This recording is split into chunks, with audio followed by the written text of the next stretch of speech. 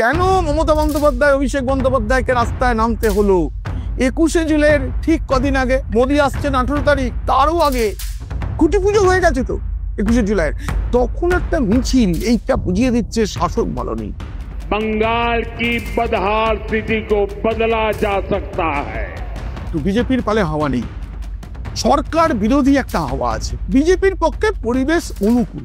তৃণমূল যখন বামেদের হারিয়ে ক্ষমতায় এসেছিল তার থেকে ভালো অবস্থায় এখন বিজেপি আছে, বিজেপিতে যাবে। আবার বিজেপি এখন হিন্দুত্বের একটা হাওয়া তৈরি করছে, সেটা যদি পুরোপুরি সফল হয় তাহলে তো বিজেপির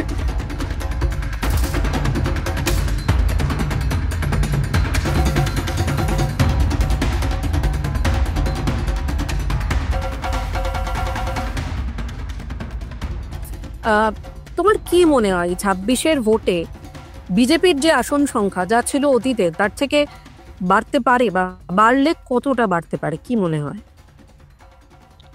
খুব তাড়াতাড়ি আমরা যদি এখনকার কথা ভাবি যে এটা এখন যা পরিস্থিতি, সাম্প্রতিক যা পরিস্থিতি, হয়তো দিন এগোলে এখন যা পরিস্থিতি আবার সিনারিও বদলাবে। হ্যাঁ, কারণ মমতা বন্দ্যোপাধ্যায়কে না কিছু বলা যায় না।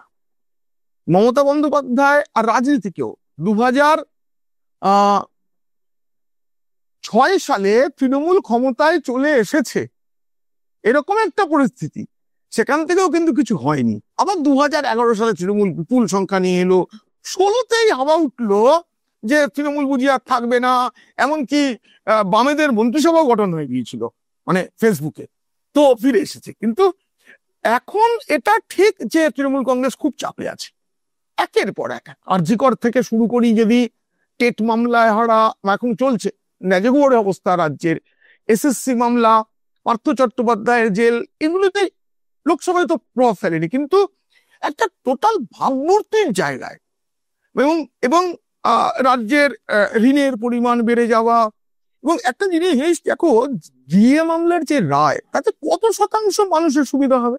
আমাদের তো কোনো সুবিধা হবে না, কিন্তু গোটা রাজ্যে রাজ্য সরকার পরাজিত, বড় বড় উকিল লাগিয়ে পরাজিত, সেখানে রাজ্য সরকারের উকিল বলছে যে 50% দিয়ে দেওয়াটা ব্যাকব্রেকিং।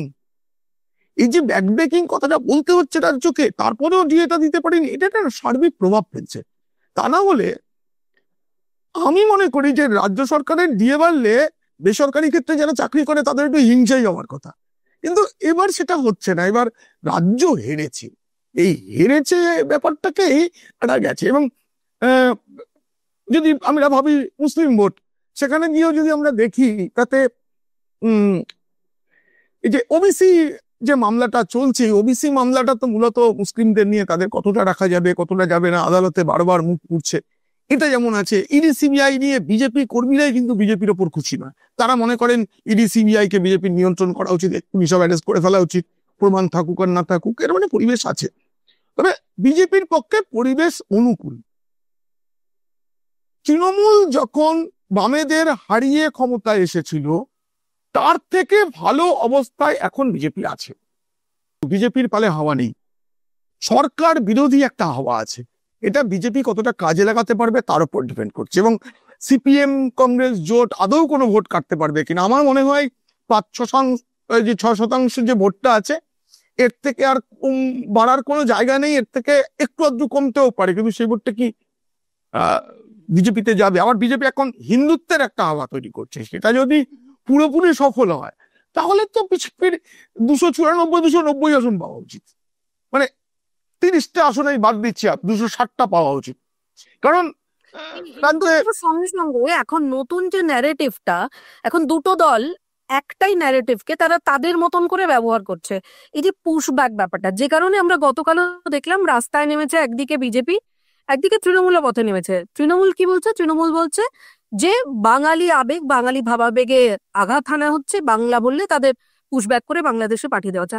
ব্যাপারটা কিন্তু একই, যে যার মতো করে কিন্তু ন্যারেটিভটাকে সাজিয়ে নিয়েছে।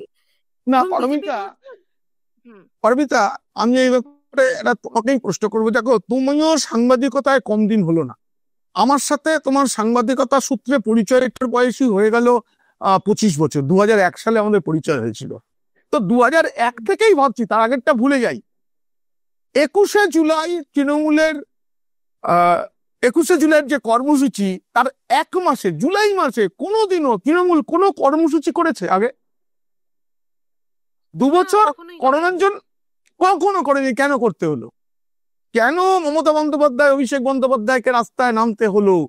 21শে জুলাইয়ের ঠিক কদিন আগে, মোদী আসছেন 18 তারিখ, তারও আগে 16 তারিখ। 21শে জুলাই এর আগে 16 তারিখ এই হঠাৎ সময় কি রাস্তায় নামলেন এবং হয় না? এই নাম এই মমতা এবং সময়তে অভিষেক দুজনের হ্যাঁ, এই সময়ে নেত্রী সাধারণত ঘরে বসে থাকেন, বারবার সুব্রত বক্সিকে ফোন করেন, অমুক জেলার কি হলো, অমুক জেলা পরিষদকে সভাপতিকে ধরো, সভাধিপতিকে, অমুক জেলা সভাপতিকে ধরো, তিনি কত লোক আনছেন, কোন ট্রেনে করে লোক আসবে, কতগুলো বাস হয়েছে।